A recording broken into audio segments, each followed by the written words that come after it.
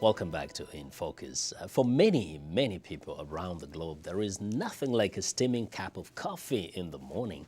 Suddenly, it is one of the world's favorite beverages with more than 1.5 billion cups consumed a day. But getting those beans from the farm to the consumer may not always be environmentally friendly. VOA's Rebecca Ward has more.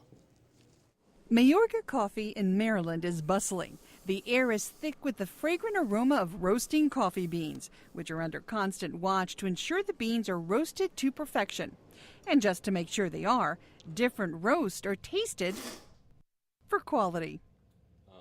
The quality of the beans, says Martin Mayorga, is directly related to the quality of life and land where the beans are grown.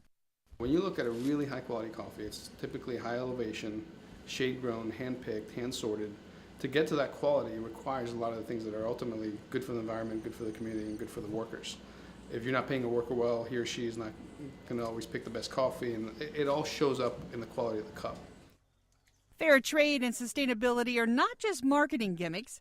Labels such as these aim to make coffee consumers aware of what their purchase means to individual farmers and mill workers. Mark Montserrat is with the Rainforest Alliance's East Africa and South Asia program. He spoke to us from London via Skype. Consumers can really have a strong impact on what they, how the coffee is produced by just choosing one brand over another, by choosing a Rainforest Alliance certified brand over another. And because that directly translates all the way down through the supply chain to more sustainable practices. The Rainforest Alliance certifies that coffee, tea, and cocoa grown in Africa, Latin America, and Asia are not only farmed sustainably, but that those who grow, pick, and dry the beans enjoy a better quality of life. This is especially important to Maryland coffee roaster Martin Mayorga, who grew up in Latin America.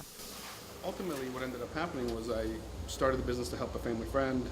Really learned a lot about it and some of the inequalities behind it, and where the farmers really didn't have much opportunity to really evolve or grow, and felt an obligation really to go back and do something that would make some kind of a difference. I never expected it to be, anything more than me just going down there and trying to buy coffee and make them an extra few pennies a pound. Internationally, coffee exports total more than 98 million bags. At 60 kilograms each, that's a lot of coffee. Brazil is the world's largest coffee exporter. More than 10%, though, comes from Africa. Ethiopia is the largest exporter on the continent, which is fitting because Ethiopia is the birthplace of coffee. But farming the highly sought-after Arabica bean has been especially destructive to the forest. Montserrat says about 30 years ago, farmers were encouraged to start growing coffee in the sun. And so this has really been taken across the full spectrum to the point where people are only growing coffee under sun in some parts, and parts of Kenya are like this, where you have plantations have absolutely no shade at all. They're very, very hot.